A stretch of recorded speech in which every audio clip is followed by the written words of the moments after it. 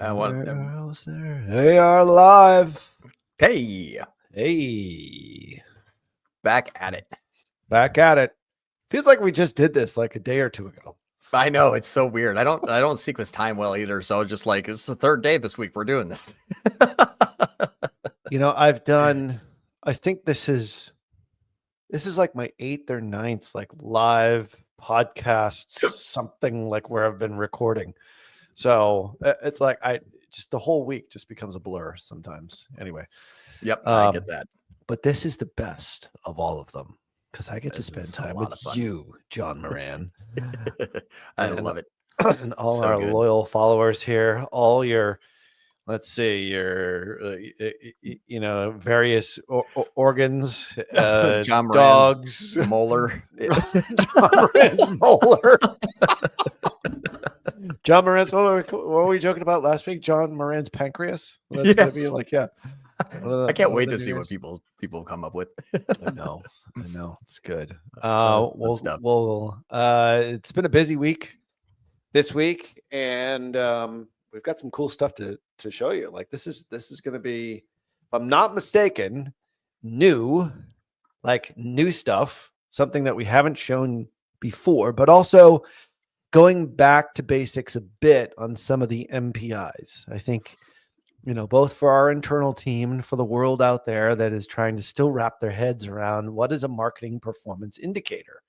Mm-hmm. And it is a new way of looking at how to manage media. It's the reason why we came up with all this stuff. Like all these things have always been around, but nobody, as far as I know, has been able to juxtapose them or sort of squeeze them into the marketing and the digital marketing space, because so many people are still dependent upon the old metrics. Yeah. Right. You and I get frustrated with this, like every day, every single day, because however, it's a new way of thinking. If it was easy, we wouldn't be here. True. So it does involve, a fair amount. We've talked about this a couple of times here. It involves thinking about things in a different way than how you've thought about things in the past, how you've managed campaigns in the past, how you look at things in the past. And when shit gets hard, like when you get stressed and all of a sudden a client, if there's agencies that are on this call here today, I know there are, or consultants, clients breathing down your neck, your first reaction is go back to doing the shit you always did before, as opposed to managing the situation, keeping a clear head, and thinking about what is the goal. Like, what is the ultimate goal? Goal. If you hire an agency and you don't give them a business goal, it's kind of like, whatever person they're going to give your account to that day, it's up to them, whatever they think is good for you. And it's, man, that's scary. Well, I have actually a case study here that is no joke, 0.15% difference in app over the last 16 days compared to the previous 16 days, but almost like 100% different top line result. And it's so cool to see. It's so much fun. Oh, that's good. Yep. Well, and just knowing what I know about this client, what was the client's reaction to this change? Because I've seen what you're doing in there and it's all moving in the right direction. However, if things are moving in the right direction as far as new customer acquisition, which is what people hire us for, right? They don't hire us to sell to the same people that have bought before. Like that's easy. That's called retargeting. That's called performance max. Anybody can do that. The point is this involves some education for the client or for the business themselves to start thinking differently as well. And like I said, media buyers need to think differently, but also the clients need to start thinking differently, because the way the digital marketing works now, as opposed to the way that it worked 5 or 6 years ago, is very, very different. And you need to keep these marketing performance indicators first and foremost if you want to achieve your goal and scale and grow in the right way. Exactly. And the dangers of hyper focusing on a single MPI can sometimes miss the forest for the trees. Good point. So let me share screen. We'll dive right into it, because this is actually a really cool thing to see. So, and I promise for all those people who did not get their questions answered last week, we will cut out enough time to give Well, you your answers. I was gonna say we'll go through this part a little bit quicker because I know there's Yeah. a lot of questions, but this will still be impactful. Yeah. So what you're seeing on the screen is the year to date. So the first 16 days of the year compared to the previous 16 days of the time period before that. So it's exactly 16 days compared to the direct 16 days ago. Yep. Now we have an increase in spend of 156%. We have an increase in conversion value, 156%. It's literally 156% more cost, 156% more conversion value. The ROAS in app is 0.06% difference. It's almost identical. We launched feeder strategy, which you have shopping campaigns that are scaling up at 185%. Then you have your performance max campaigns that are scaling up 246%. So we have $20,000 in shopping and ad spend and $11,000 in performance max. Performance max is supposed to be the remarketing engine in feeder strategy. However, in app, things look good. Yes, you have scaled on 156%. Yes, you have scaled up your conversion value 156%. But my MERS down 20%. Went from 11.34 down to 8.99. Uh-oh. This is the situation that we're in now. Right. Is we've looked at one MPI and said that is down 20% in the last 14 days. It's also down year over year a bit too. Okay. Uh-oh. Now, right. When we red zoom flag out, exactly. Red flag. MER is down. Right. Okay. Exactly. Now, when you look at the other metrics, yes, MER is down here. It is. So that media efficiency ratio, if we took this snapshot, was getting better and better and better, and then it fell off. Right. So right now we're looking inside Wicked Reports. We're looking inside the interface. These guys have Data Suite. So for those of you who are just listening, I recommend you get over to YouTube or wherever your socials are and watch this. The point is that the MER was increasing throughout Black Friday, Cyber Monday, and then all of a sudden MER started to decrease. However, now, below that is during that same different story. Yes, exactly. During that same period, if you cut this in half right here, what we're doing is drawing a line between the MER and the new customers. And we can see that the new customers are on a really nice trajectory. So when you see new customers increasing, but MER decreasing, this is the loss of existing customers. The existing customers are not coming in as frequently post Black Friday, Cyber Monday as they were before. Makes sense. However, new customers are still increasing. So when we look at all of the MPIs in a snapshot, we have, and here's what also can get really confusing if you hyper focus on MPIs, on a single MPI or a small group of them. We have 12% more spend, but only 4.8% more customers. Well, I only went from 837 to 877. Not new customers, customers, new and returning. That's all CAC. Well, that's all customers. Really. Exactly. But the NCAC is reduced from $47 down to $31. So we actually have 12% more spend and 33% less cost of acquired first-time customer. The drop in MER are things that are like the 92% reduction in returning revenue. Okay, that's fine. When we're looking at the difference of attribution, click date and conversion date, or first click and conversion date, what's really crazy about this is you can see there's $30,000 in returning revenue that used to come into these campaigns, $30,000. However, that is conversion date. That's a cash snapshot. That is revenue that had zero to do with our ad spend. Right. You can see that by changing it to first click only. That $30,500 goes down to $84. So we just took $30,000 of attributed revenue, not contributed revenue, but attributed revenue out. Because we're focusing on only new.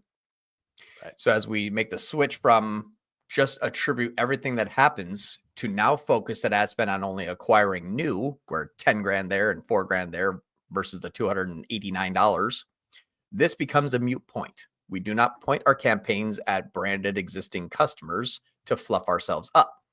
Right. That is what was happening before, which is why they had 75 and 52 and 62 new customers per day, not the 350, 360, and 250 per day. When you have a free customer, your MRR is infinite. You spend a penny and you get $1 billion in returning revenue. Right. That's a really high MRR. Right. But if you spend all of your ad spend to acquire new, obviously a NCAC of greater than 0 will always be more expensive than a free existing customer. Of course. It's just math. It's additive. I mean, you're adding cost because you're acquiring a customer. Right. So you're not getting customers for free here, or new customers. Exactly. Yep. So feeder strategy in app, it's like, okay, this has 0 to do with new customers, but there's 156% increase in ad spend and 156% increase in conversion value. So my ROAS didn't get better. Right. It's not supposed to. What is actually really interesting is that we switched from existing customers and new customers to only new customers, and the ROAS stayed the same. That is a big deal now. ROAS staying the same on new and returning versus ROAS staying the same on only new. Okay, now we're getting somewhere. That's good. That's very good. Right. I mean, that's like you're adding new customers and your ROAS is staying stable. Right. Like you can't, I can't think of an example. I'm trying to think, like, we've been doing this for a long time. You've been doing this for a long time. Like when you add a new customer, you typically don't necessarily increase your ROAS unless it was like way back in the days, like maybe it's your first campaign ever and you're just lucky out of the gate and you've got one channel and that's it. It doesn't really work that way now. No. And if you think about if a person is going to need a product like this and they wake up one day and they say, I need that product, I'm going to go buy another one. That has nothing to do with the new ad copy you launched that week. Yeah. It's irrelevant. It is irrelevant. Returning customers don't say, man, I really got to go. I want to go buy another Nike shoe. I hope I see a Nike ad today. Yeah. They did. They were in their greenhouse in this particular example and said, oh yeah, that's right. That's what I bought from those guys last time. Yeah. Or I bought from them for the last, $20,000 or $30,000 that Google attributed. Right. Exactly. Right. And so that's what's interesting is you can have a scaling cost and a flat line of global customers, new and returning. But if your NCAC is reducing, the mix of those new versus returning customers means that you have less returning, more new. So our costs essentially went, I think it was like 47 down to 31 or 45 down to 31. Excellent. And now what is the LTV of that $31? We know it's going to be very high due to the fact that Google is still taking credit for $30,000 of the previous 30 days worth of revenue anyway. Sure. So there's $30,000 that's going to land in our lap regardless of what happens. And it's going to attribute back to the original source in perpetuity for as long as those people return. Just because that Google is simply attributing more and more and more as time goes on, as new customers make repeat sales, does not mean the campaign is getting any better. It just means it's showing more revenue over a course of time from the same amount of ad spend it spent in the past. This is a static. I spent that in the past. I can't go back in time and spend more back then, but I can go in the future more time and attribute more as time goes on. So it all automatically looks better and better and better. In-app targeting means that your ROAS in-app is going from 200, 300 to 400 every single time it recounts another person's return purchase. If you're not also keeping up with those TROAS targets, Google thinks that I've exceeded the target and now I don't have to try that hard that day. You go from, I set a 200% ROAS and it goes from 200 to 300 to 400. Nothing happened. It just went from not exceeding it to compounding the revenue to exceeding it. And now the campaign can overspend. It can charge you more CPC. It can do whatever it wants now. You're above goal. I got to back you down into the goal that you like by charging you more arbitrarily. So as over time that happens with existing structures and setup, like just running PMAX, you end up seeing your ECPVNB just blow through the roof. Your effective cost per new visit just keeps getting more and more and more expensive because it doesn't have to actually go and find anybody today. It just has to attribute the next sale from the person it already brought you in 2 months ago. Right. So the lesson here is, I mean, even inside Data Suite, inside Wicked Reports, inside the interface part, we are seeing, if you were looking at, all right, I've downloaded the MPI worksheet. I get it. I understand these things. What I'm really looking for is like my MRR. Like my MRR is my goal. And I don't know. That's the trick question here is, in order for all of this to work and for you to be able to scale, you need to know what that NCAC goal should be first and foremost. There's the first thing, which we'll get to in just a second. But secondarily, if you only look at MRR, like MRR can fluctuate, especially if you're like things are going in the right direction here. Like they're adding new customers. The question, are they adding new customers at an NCAC that makes sense for the business?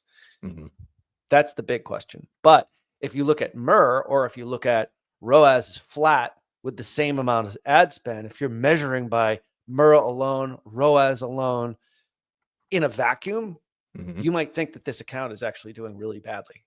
But in fact, it's the exact opposite. Well, and one thing to always consider when you're looking at how are things happening today, we may have more new customers at a cheaper NCAC. And this is just the last week's worth of performance. We're now down to $12. It's down more. Insanely low NCAC. It was 31 before, right? Yeah, that was the last 14 days. Now it's the last week. So this thing is just that's why those new customers are just I mean, this thing is getting down to $12 now. That's fantastic. Wow. Now, if there's $12 NCACs, but your MRR is decreasing, this metric here is talking about 1/3 of the revenue. This metric here is talking about 3/3 of the revenue, right? So our ad spend is only going to the yellow group here in this pie graph.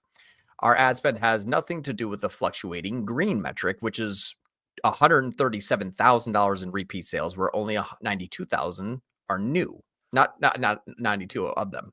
Out of 248, 137 is returning. So that is more than half of all of your sales are repeat. If those fluctuate with seasonality, sales, inventory, email campaigns, and PR sometimes, to remind people, those 5 areas have nothing to do with the Google or Meta ad spend that day. When we've proven it, where our first click is 99% cold new customers. But as those fluctuate, you should not penalize where you're grabbing those new customers, because MRR compounds. Every new customer we get, we can bake in probably 3 more additional sales. So the more aggressive we go on the orange, the good news is technically we could have even more green. So one side is a repeat purchase buy, so it makes sense. Yeah, if you have 1,000 new customers and then you have 1,000 return customers, next year you still have 1,000 new customers, but now you have 1,500 returning customers. Right. What is that, MRR? That's more. More increases. If you constantly add 1,000 new customers every year, your MRR compounds over time. Right. You pay for one, you receive 3. Pay for one, receive 3. Pay for one, receive 3. Exactly. Right. So in this case, like I know this is I always want to say a disposable product because it's not. It's a it's a consumable product. There you go. You would figure that I would know that, at least at this point. I just made it up. Yeah, I don't know. I like it. Although you don't really eat this stuff, but eventually you will. You eventually will. That's good. That's a good point. The dirt right now eats it. So if you know in this client's, like their lifetime value of a customer, do we know what that metric is? Do we know typically when that second purchase happens after the first purchase? Can we extrapolate that out? Because what you're really saying is we're investing now for your future growth. Things don't look incredibly spectacular right now because there's some metrics that are pretty much the same, but we're adding new customers in, which is what you hired us for. This is literally the most painful, worst part of their journey ever. Right. It's literally the most expensive, the most painful, the worst it's going to look. It really is, because when you focus all of your ad spend on new and you don't pad your day with half returning, it becomes a lot easier to show successes. Right. So for this other company, this other client here, as an example, high amount of subscription. So we have a lot of subscribers in this company here. Last 12 months, we made $100 million. It's been fantastic. However, that's because every day we wake up and before we roll out of bed and even look at the paid media platforms, we've already made 80 grand. Yeah. So all of our subscriptions get charged that day. We wake up with $100,000 in the bank and say, should we spend $1 today? If we spent $1, my MER is infinite. It's a 1,000,000,000% because we spent $1 and made 100 grand. That's the sum total of a lot of work, though. Oh, 100%. But MER compounds. Right. That's the thing. Mm-hmm. This isn't a cash machine where you put in your card and money magically comes out like that. Right. You might put your card in. You might not get a lot. Like you might get $1 or so, but like the real dollars happen if you stood there in front of the ATM for maybe a couple of months, depending on what the life cycle of the product is. In this particular case, and we know that client extremely well, it's like every morning you get up, you've already made 100 grand in revenue. Mm-hmm. That's not profit, but that's 100 grand in revenue because you invested earlier at some point in time. Forget how long this has been.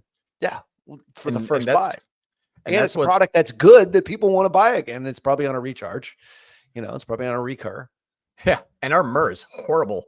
I mean, horrible. We spend $191 on a product that doesn't even make us $191 on an NCAC. Like if we just took a product here that I know really well, this is a $31 product. This product right here is $30. It's $39 in the ad. If you go actually to the website, there's a deal where it's $31.99. So this $31.99 product costs us $121 for every new customer we get. But because we have compounding LTVs, where we know when they upgrade themselves to stacks, they spend $450 with us every 2 years. So our CAC is $120 on a $30 product because our LTV is $500. So we take $120, turn it into $500 every 2 years. So my MER is 0.3, 0.3. I don't have to have a NMER larger than 0.3 because my MER after 2 years is 3. It's literally 10 times more. Right. Because it compounds. Right, so I know we want to get to questions here, but I got to ask you this question. Yeah. I'm dying to find this out. So if you're working with a business and you ask them, all right, so what is your acceptable cost to acquire a new customer? And they say, I don't know. Mm-hmm. What do you do then? What is your 1, 3, 6, 9, 12, and 24-month LTV for each customer? Okay. And then when you find out what that is, let's use an example. Let's say I make $100 after 2 purchases. Okay. And that takes a year. Net. That is net profit? Nope. That is gross profit. That is gross profit. Okay. Mm-hmm. So I make $100 gross profit after 2 purchases, $50 average order value. Okay. Now on that $50 purchase, what is your net profit? Minus overhead, because that could be something that is extremely variable, but that's a long conversation. Like, did you put your wife's diamond ring against the company? Like, okay, we get into weird crap. A lot of variables. What is your hard costs? Yes. Right. If on average you make $25. Go ahead. Okay. I think we should actually do a show on this. Yeah, we will. We will. I'll just do a quick example. We should have a chart and show it specifically because it's great. Like, this is the kind of stuff, like I was just listening to a call with TJ to evaluate how he's pitching Data Suite. And he asked the question. They're like, we're not really sure. NCAC. This is a problem with a lot of businesses. And this is the thing they're going to hold you hostage for this, because this is the MPI that's the most important one, in my opinion. I mean, MER is obviously important and so forth, but people hire us for new customers. But what is that cost that you can pay to acquire a brand new customer? As long as you have a good product, they're going to buy over and over again. We've seen it with the first example, second example here. So anyway. That's exactly right. We need to have, what is the LTV? No, it's exactly right. What is the LTV? And then the LTV will tell you, okay, if I have a person that comes to me, a new customer, they're worth $100 because they make 2 $50 purchases over 12 months. Okay. If you have a $50 sale on your first sale, what is your profit? And let's just say profit margin is 50%. I make $25 off that $50 sale. Okay. So our losing NCAC is $25 or more. $25 NCAC is the ceiling. If you go 1 penny over there, you will only at scale lose a penny off of every new customer for the first 6 months. Now your CAC payback starts on month 6 because on average, a 12-month time period and 2 sales, the first one you had an NCAC on because you paid for them. That is now break even. After the second sale, that $50 is $25 pure profit. Right. So that second one is $25 per profit. So in a 1 year time frame, you can pay $25 to have $100 worth of value where you make $50 net profit on, and you've paid $25 for that. You have a 2 MER or 2 basically NMER. Assuming that they're not blowing all their money on returning customers and killing that second bite of the apple, which is what most companies do because ROAS looks good. Right. So after you do that calculation, you can at least set your, okay, my CAC payback of 6 months means I cannot go over $25. Now a CAC payback of 12 months mean I can't go over $50. It depends on how aggressive you want to set your targets and how much profitability you want to have on each new customer each year. Hyper aggressive, massive scale. Hyper efficient, slower scale. How much money you have in the bank? Are you bankrolled? Are you VC funded? Are you, are you using a home equity loan? Like there's a gazillion different things there. It has to do with what kind of pain can you sustain potentially, in the short term in order for the longer term gain. Yeah. And it's like, are you also selling on Amazon and what's the profit margin? There's a whole bunch of other stuff we'd have to go through for sure. But for at least just let me do a gut check on the first week. Are we over 25? No. Oh, nothing's wrong. I'm making money. I know that. I'm happy now. Now increase efficiency, scales, budgets, all that's now secondary. Am I MER drop? Don't know. It's because you had a good email campaign last week. You didn't have this week. But if you're buying those people consistently and your AOV doesn't change and your LTV doesn't change, typically it really doesn't. Your CAC should also be fairly static and you bank on that with your own data. Another question before we get to the questions. Yeah. is, do you, in the case of our first example here, do you want to goose the recurring people, like at least with a small amount of ad spend? I don't know in that campaign well enough, like what you're spending. Are you spending anything on trade, brand, any sort of brand search? Yes. Or our brand search has spent in the year to date $1,950 out of 35,000. Okay. So very, very little. Enough to protect yourself. Is there like a guideline that you use on that? Because that's what? That's less than 10. It's what, 3%? Yep. 3% of your total. And what you want to look at is check your auction insights. And that's the thing that you can actually find out how much less amount of money you can spend. So in this brand campaign here, for example, the auction insights, we know that in the first 16 days of the year, we've had an 80% impression share, a 92% top of page rate, and an 87.57% absolute top of page rate. Now, this gets to be a mathematical headache because when people see that we're losing absolute top of page rate on a brand name, you have to look at 2 additional factors: is what is the impression share comparison, and then what is the overlap rate? Because this is where Ron Burgundy's movie comes in, where 60% of the time it works every time. There's that factor here. 17% of the time that we are showing up. Show. Right. Yeah. It's like 17% of the time that they are on the first page with us. And then 19% of that 17% where our keywords overlap, they then beat us by 3%. So fractional. It actually doesn't matter. So don't spend, if you see this at like 91%, you're like, oh my God, but it's only happening 1% of the time. It doesn't matter. Out of 100 searches, you get beat once, maybe. This is good. This is good shit, as they say in Boston. I promised everyone we get to questions early enough. I'll stop with asking my questions because I think I've made my point. NCAC is kind of an important thing. We're going to figure that stuff out in a subsequent episode because we're going through these. I think we need a review of MPIs on a regular basis because as soon as you go into the financial side, people get confused. I've seen it. Like I just saw it with an 8-figure business. Didn't know his NCAC. All right. Anyway, I'm off my soapbox. Mike Griffin has a question for you here, John. Hi, John. Having an issue. I'll just read these out until we get you do a lot of the talking. I want to do a little bit of the talking. I'm having an issue with my campaigns. I either can't get them to serve or they're barely serving the keywords of decent search volume. I'm also using broad match versions of them as well.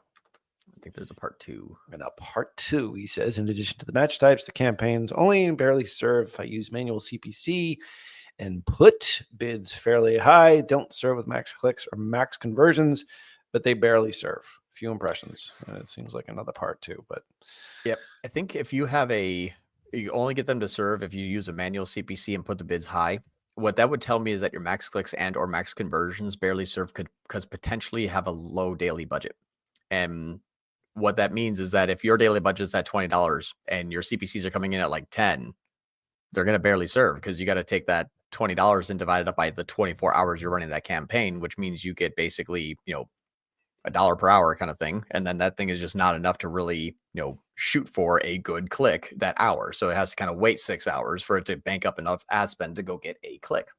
So the way that Google works is, I'll just use really round numbers. You have $24 a day and 24 hours a day. You get $1 per hour of ad spend. So what it doesn't do is it says, okay, if these are $10 clicks, I got to wait 10 hours before I get a click. Because Google got rid of the accelerated delivery. This was years ago when Google got rid of accelerated, went to standard delivery. Then it basically has your ad spend divided up by your hours. And then how much is the CPC in order to get a good placement enough to even earn a click? And so it might have to bid pretty high to at least earn a click, but it won't show until it banked enough ad spend that day to blast half the ad spend out in one click. So that could be what's going on, I'm assuming. But if you're spending like $2 or $3 grand a day and you're getting $20 clicks and you're still not getting any sort of serve, absolutely hop into your ad preview and diagnosis, run a mobile and a desktop on that keyword in that location and see what the ad preview and diagnosis does. Sometimes it's as stupid as a negative keyword that was added maybe even before you got there. And that's the reason why you just didn't check it from a list back in 2022. I don't know. I'm just assuming. But ad preview and diagnosis will tell you if there's an actual issue that it can just give you the answer for right up front. My brain hurts. To get a little caffeine energy drink. Like there you go. Mid turning into me. I'm rubbing up. I'm still going to have you with 2 bangs and be like, hey, everybody. You are rubbing off on me. Pretty soon, like this stuff, this is gin weed, by the way. It's like ashwagandha in it, but I'll get you on cocaine soon. It's much better. Yeah. I was thinking about like starting sniffing glue. There you go. Then I was going to go to maybe some crack and then, upgrade. Crack is it's a little bit more hyperactive than glue. I get too lethargic on glue. Too lethargic. You gotta get the right kind, the model glue, especially the toxic, not the non-toxic crap. You don't want non-toxic. We're not an Elmer's house.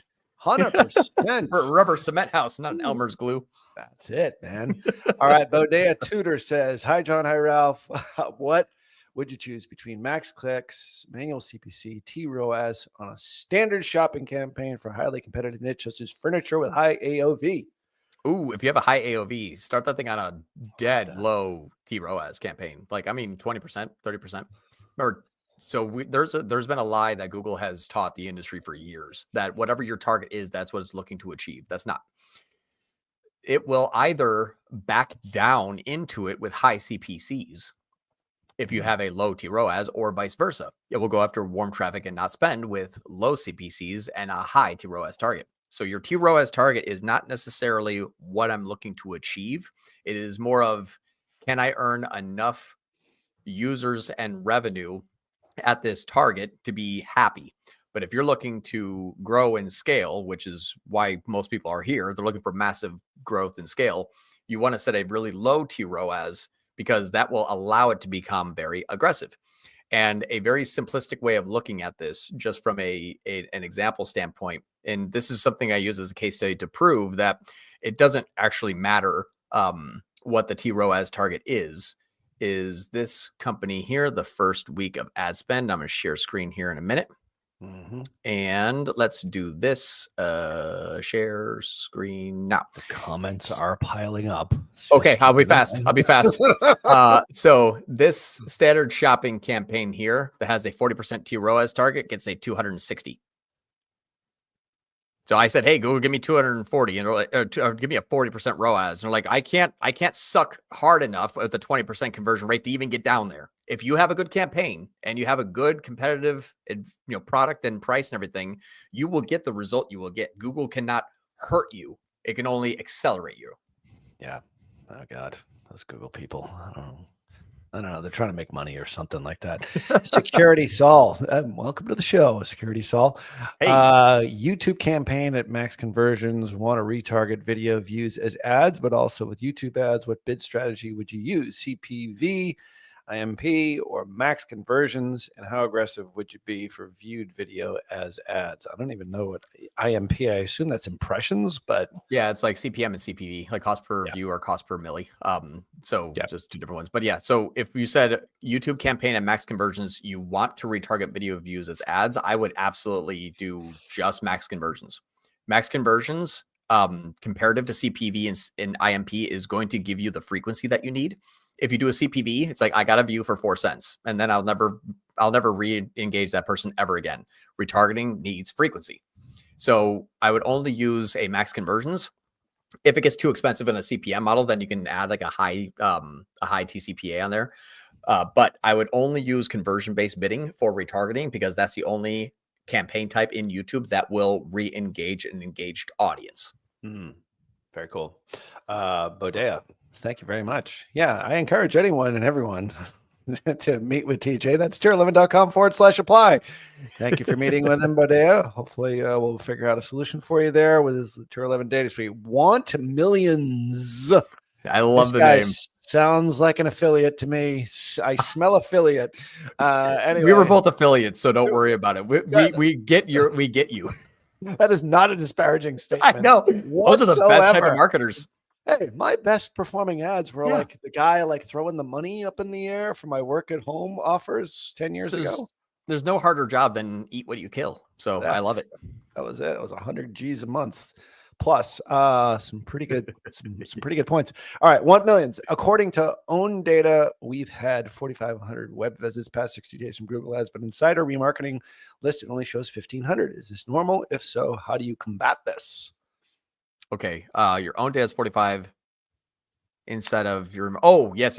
So that's actually now just what's been happening since January 6, 2024. No, January 6, 2025. 2024. That's right. I'm off of my years now.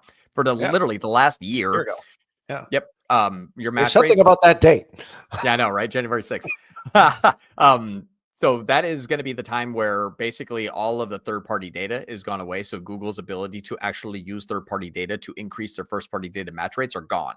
So Google will say that their match rate's 100% on their data, not on subsequent data. So if you have 10,000 visits, you're only going to see probably 3,000 visits on average inside of your remarketing list. You may get more on display on YouTube and less on search. They count them differently.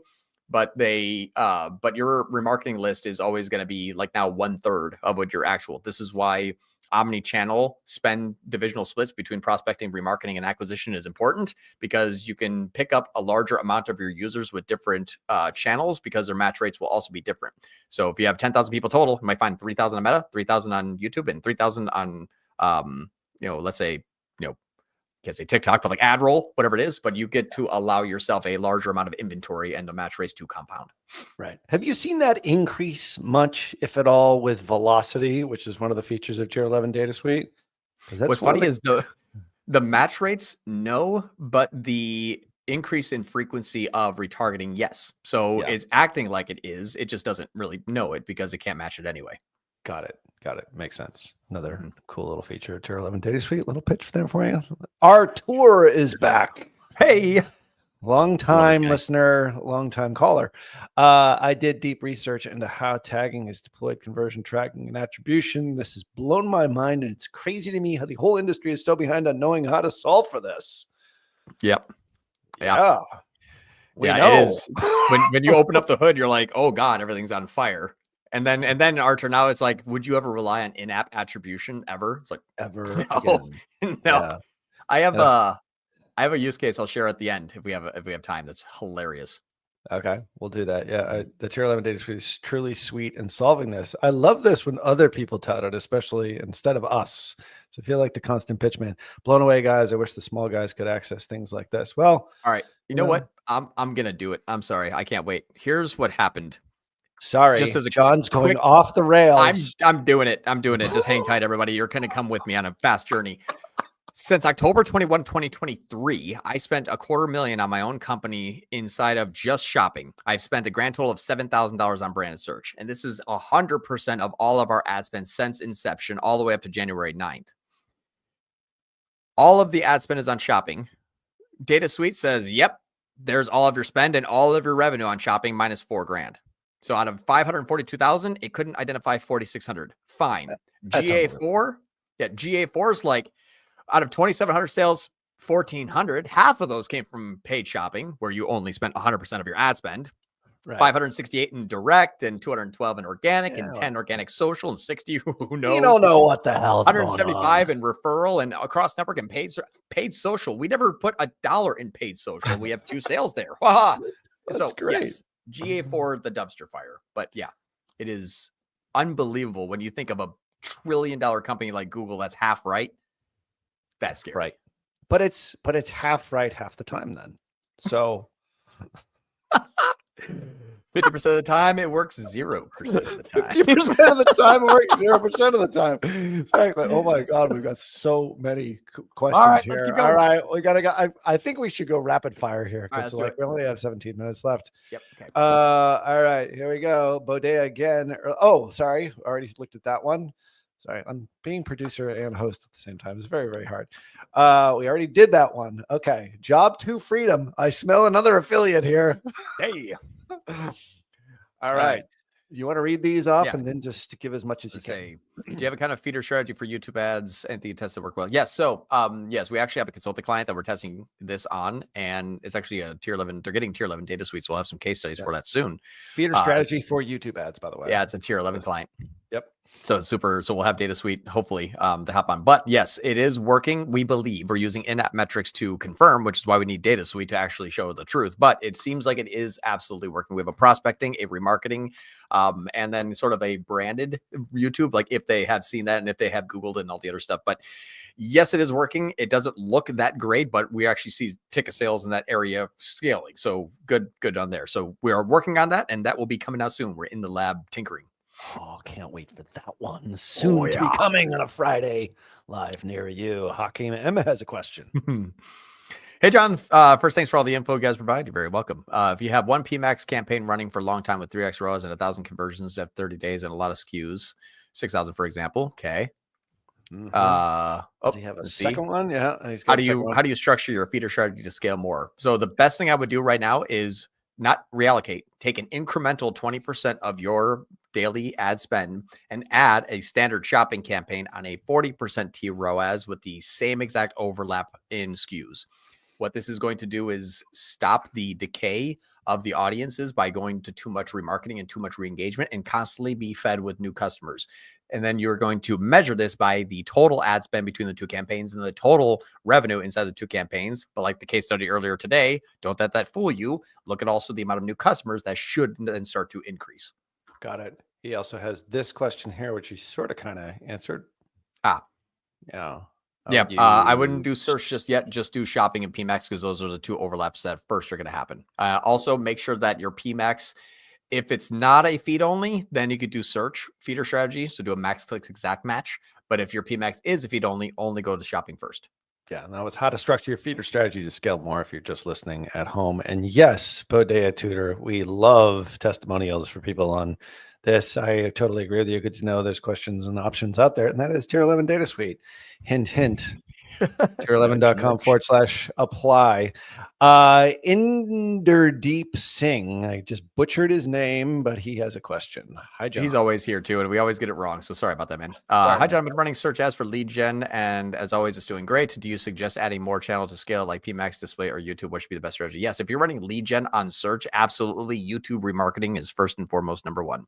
That is going to be the next thing. I wouldn't jump into PMAX because you're going to potentially cause too much competition from your existing search campaigns. But YouTube remarketing is a really safe channel to re-engage that. Make sure that you're using different hooks and different pain points, always within the first 10 seconds. So different unique selling propositions, unique value propositions. You have you versus your competitor. You have case studies. You have testimonials. Those are all things that are going to make the person who just found you convinced that they should give you a shot. Objection killers. And who says you weren't a creative guy? Come on. Right. Gig Loss, another name I'm butchering here, has a question here. I don't know if you can butcher that. That's pretty much exactly how it's spelled. Gig Loss. Gig loss. Campaigns deserve better friends. What campaign can I add to enhance the performance of my YouTube campaign? Focus only inside YouTube. We've got branding, etc. So I would actually run different type of YouTube campaigns. So you always have, if you're using YouTube video action campaigns, run. My next one I would say is your sequencing campaigns. You have guaranteed high frequency, and you can use a CPM and CPV. So all of the good stuff that you get with YouTube, like the high frequency, you can build into a sequencing campaign in YouTube. But then the CPM and CPV pricing, that's way cheaper, about 1/4 of the price of a YouTube CPM, can then be baked in. So usually around $10 to $11 in sequencing and around $20 to $30 inside of video action campaigns. So I would add that because you have basically a campaign that is not controlled by conversions, but will forge ahead on good audiences with good engagement, with good videos, with good sequencing and good CPMs. Very cool. Enderdeep has a follow-up here. Got it. I've been running a lead gen campaign on max conversions, but I maxed out the impression share. Should I launch a campaign with max clicks? So here's my question: is impression share is based on the eligibility? And if you're running max conversions, let me know if you're running a TCPA or a TROAS. If you are, it's just a too restricted. The good way you'll find out if you're restricting yourself is check out your percentage of impression share versus your percentage of click share. Impression share is based on eligibility. You want $1 a day and you get one person, 100% impression share. You're only eligible for one. Click share is going to be less than 10% because you could have got 1 billion more. So find if there's a discrepancy between them, because that has to do with your bids and your budget. I would be hard pressed to say that you did max out impression share. Especially unless you're running like, a small little local campaign, which absolutely could be the case, and then just run a max clicks with exact match alongside of it. Got it. Makes sense. Abe Bedard. That's He's got a question. Golf. We know this company actually.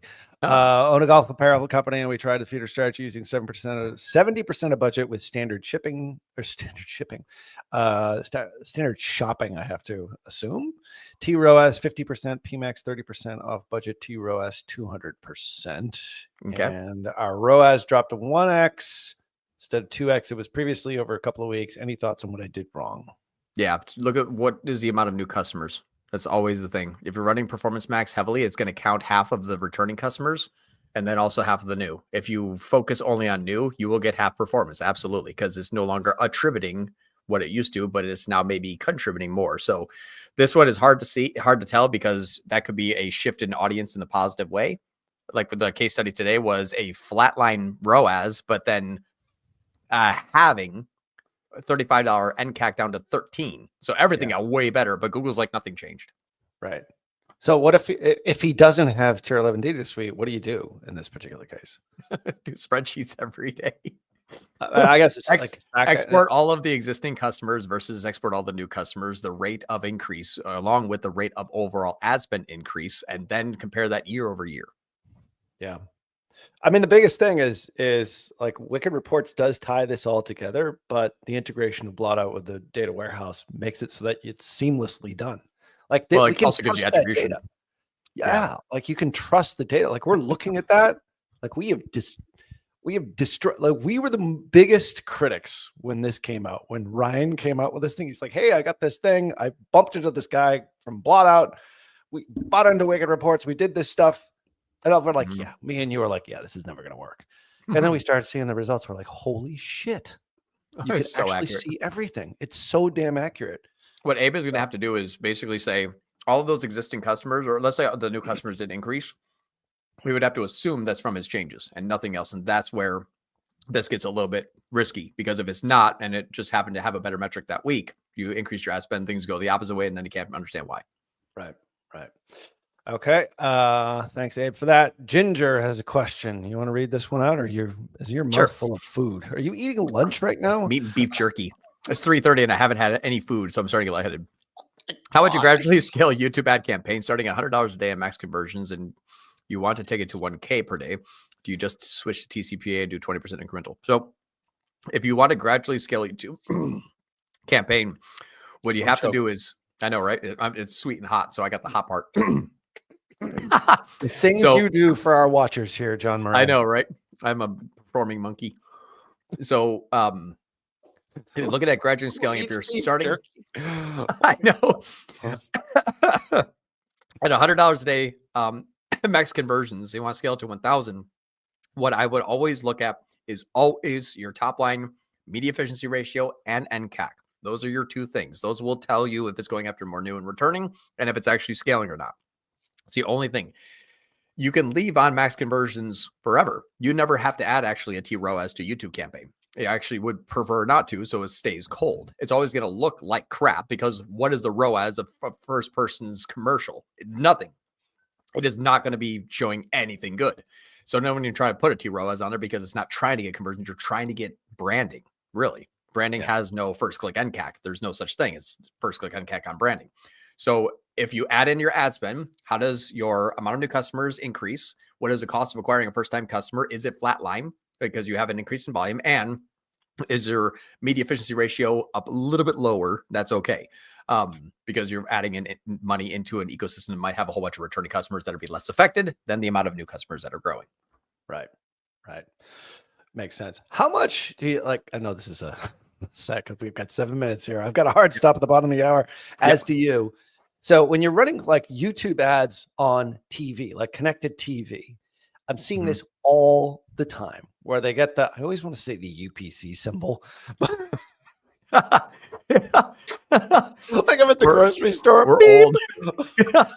Oh, look at the barcode on the TV there, Barbara. Look at the barcode. Get the infrared thing that you use. You're the Polaroid. I'm supposed to scan it.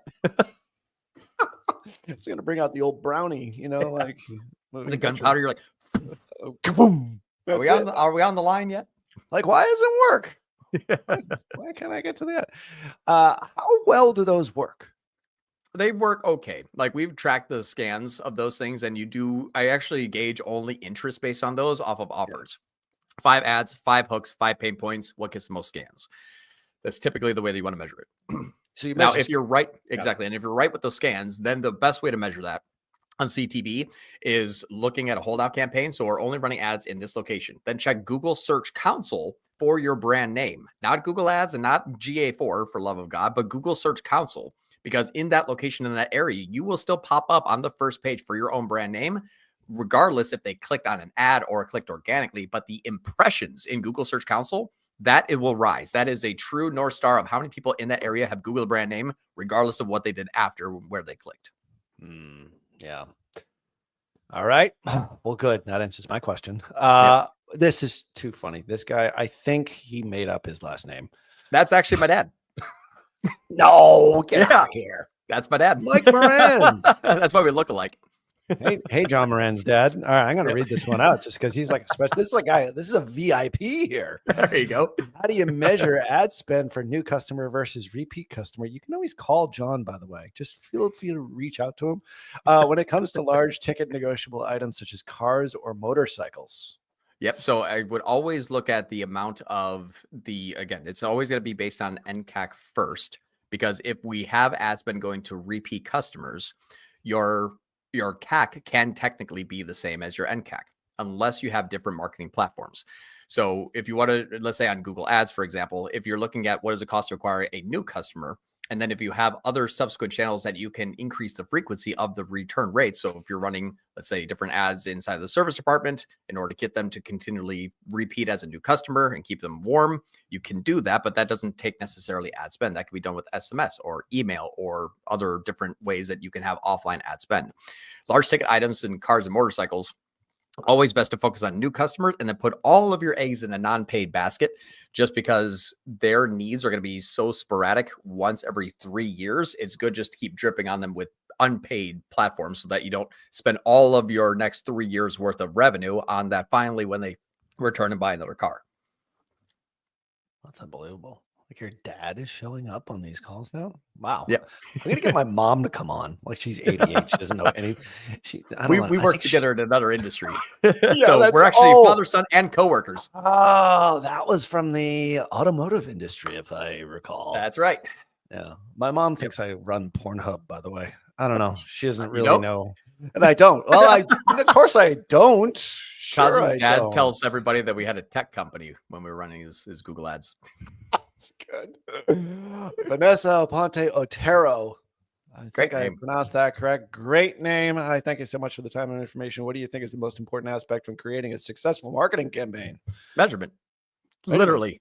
Always measurement. It's so funny. I've had campaigns that were like, this is never going to work, that crushed it. Like inbound search through a quiz for a company that does subscription vitamin packs.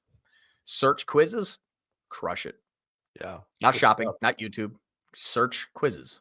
Search quizzes. There you But go. yeah. There's the one So thing. Yep. It's hard to nail you down for one thing. That's a pretty good answer right there. All right. Yeah. This has got to be rapid fire because we've got 3 Okay. minutes left. Yeah. So, Muhammad. Do you still optimize PMAX by adding asset groups based on? No, I do not use PMAX for anything else except for just remarketing. PMAX is a dumpster fire on a long enough timeline. All right. Bodea has another question.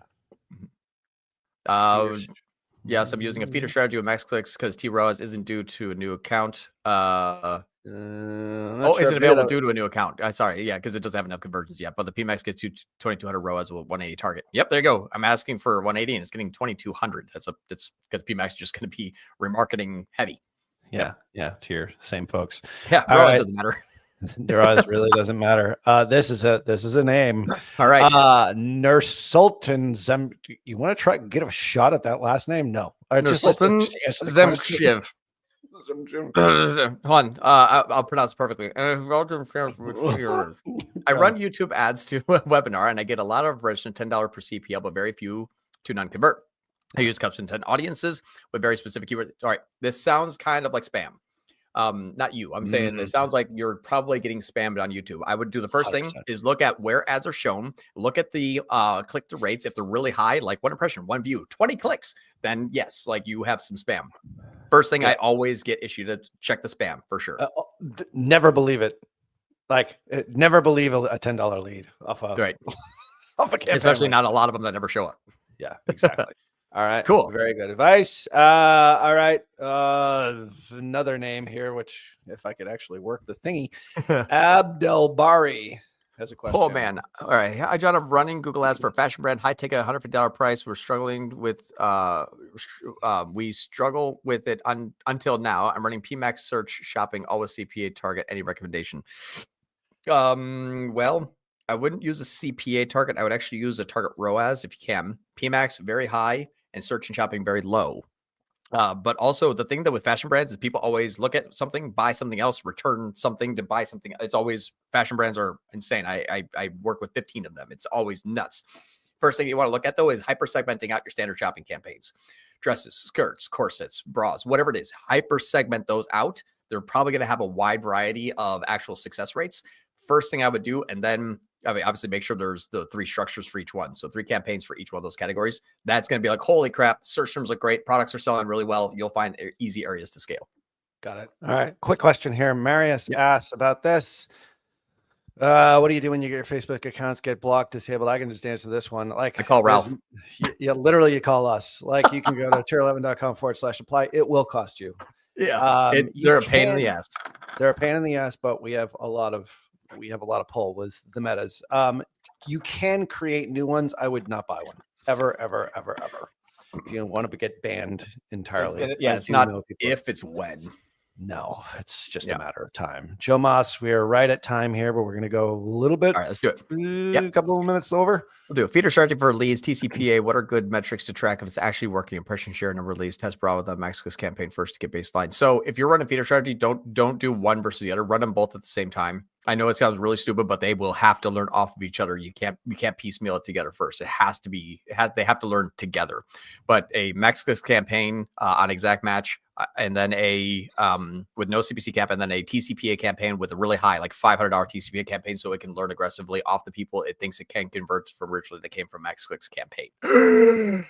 Wow, that's good. All right, thanks. Asa is not sniffing glue. That's good. It's cocktail hour over in Europe. All right, Connor S. Can we slip this? Yeah, let's do it.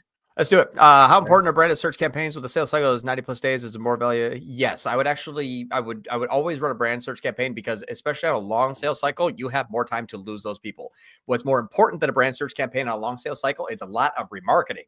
not a ton of ad spend to remarketing, but 90-day audiences. People that have entered this in, stay for 90 days. Once they get out of 91 days, they kind of fall out. So rolling 90-day average, and then just keep, I would love a sequencing campaign of the top 10 to 20 campaign, 10 to 20 videos, and just let those things run to those people. It's the best way. Long sales cycles, brand doesn't matter. It's if you're remarketing good, you don't have to spend a lot in brand. Okay. I think we got one more question here. We did start do 2 minutes late, so let's do it here. Yep, Roel, I know we've come in before. John There we Moran go. on board as ad frequency. In your opinion, what is too little frequency or too much? Very broad question. On prospecting campaigns that you know are actually cold, you want to hit about a 2.5. On remarketing, you can go all the way from like 3 to 50. Honestly, it just depends on how long the sales cycle is and how big your AOV is. So larger AOV, longer sales cycle, higher frequency on remarketing. For prospecting, you always get bounced around between 1.5 and 2.5 pretty much forever. You'll be okay there. You want those things to stay cold. You're good. You're good. I mean, a lot of it has to do with creative too. Like you want to swap in a lot of creative, especially on the meta side and on retargeting. You're right. Like you can hit And like if you do feeder strategy, you don't get ad fatigue, which is actually audience fatigue. Even better. Well, I think that's the time that we have here because I've got to run and we are 3 minutes over. Mateus and Abdullari, definitely come back next week and we will answer those questions. We are going to do a little bit of schooling on MPIs next week. Going to go back to the basics, but thank you so much for everyone who asked questions and interacted here today. Thank you, John Moran, for being you. And fun stuff. Until next Friday at 2:30 p.m. Eastern, have a great week, everybody. See y'all. See you, everyone.